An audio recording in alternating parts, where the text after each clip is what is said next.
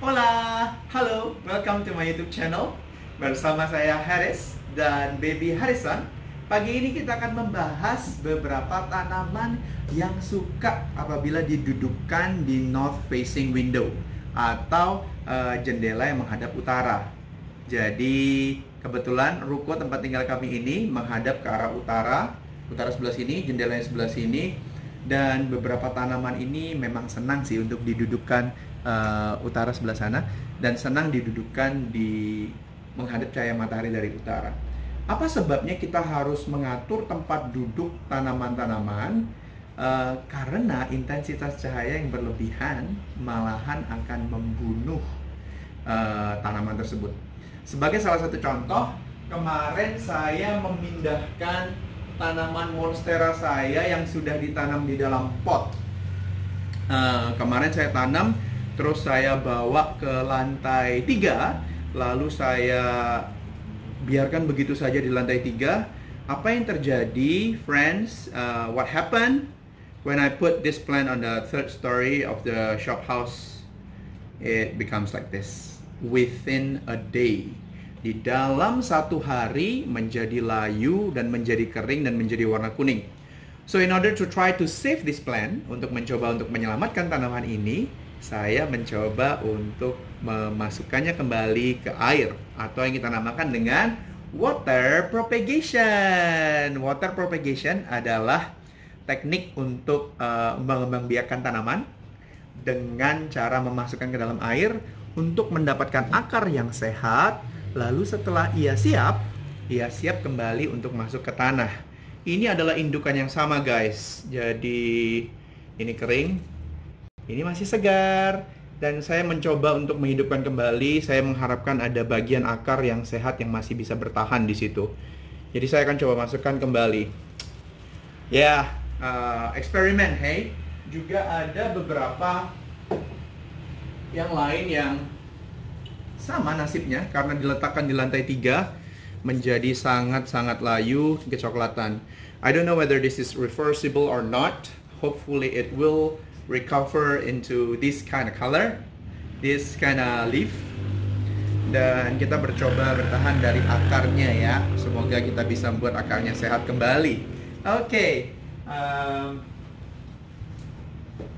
Nah, untuk mencegah hal-hal seperti itu, makanya penting untuk tahu cahaya yang menghadap kemana sih tanamannya, intensitas cahaya yang menghadap kemana sih, nutrisi yang dibutuhkan seperti apa sih. Next, Harisan akan membahas tanaman-tanaman yang suka berada di jendela menghadap utara. Yang pertama, langsung aja dari depan, kita ada yang namanya Monstera adansoni. Monstera adansoni ini dinamakan juga tanaman janda bolong karena bolong-bolong, dan juga dinamakan Swiss cheese plant atau tanaman keju Swiss karena bolong-bolong dan ya berbentuk seperti keju Swiss. Tanaman ini suka menghadap utara. Saya letakkan beberapa saat di jendela menghadap utara, dan apa yang terjadi adalah dia tumbuh sangat baik, dan tanaman ini bisa menjalar ke atas atau turun ke bawah dengan aerial roots atau akar yang tumbuh dengan baik. Kalau kita mau water propagate tanaman ini juga bisa ya guys, tinggal di cut and then put it in the water, it will grow the root, and then sometimes selama 1-2 minggu dia siap dipindahkan ke tanah. Yeay! Lalu kita berlanjut ke tanaman kedua yang suka diletakkan di north facing window atau jendela menghadap utara. Kedua, kita punya keluarga Sansevierias. Sansevierias atau lidah mertua, dalam bahasa Inggrisnya mother-in-law tongue. Ada beberapa varian yang kita punya di kamar ini. Yang pertama, Moonshine Sansevierias.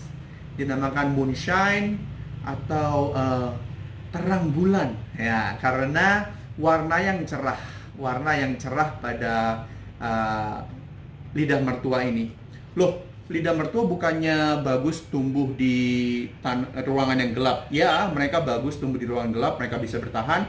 Tapi mungkin nggak akan tumbuh sebagus mereka yang terkena cahaya matahari. Ini cukup tinggi ya guys, cukup tinggi ya Harrison.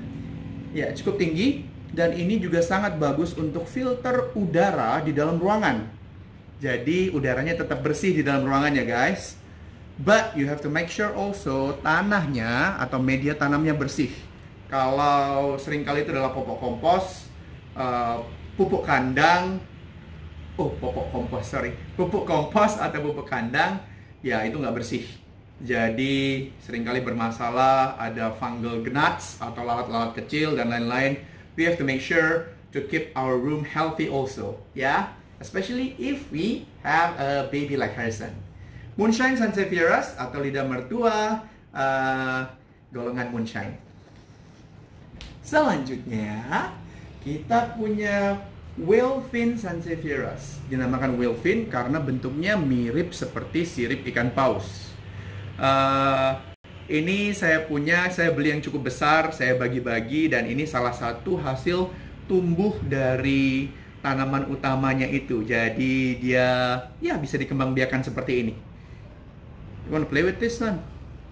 Ya, ini adalah Whalefin Sansevieras. Next, kita punya lidah mertua yang biasa.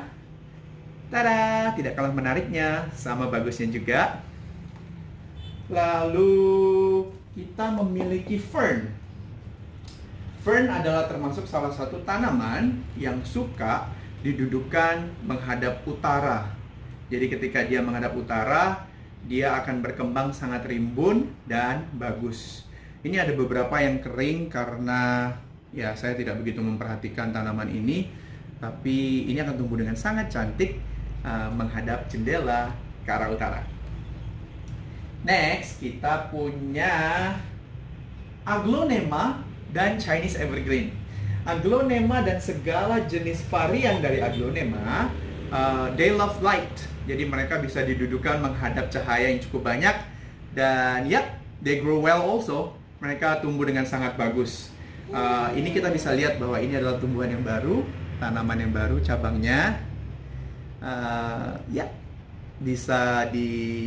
Kita bisa actually split this plant into a next plant.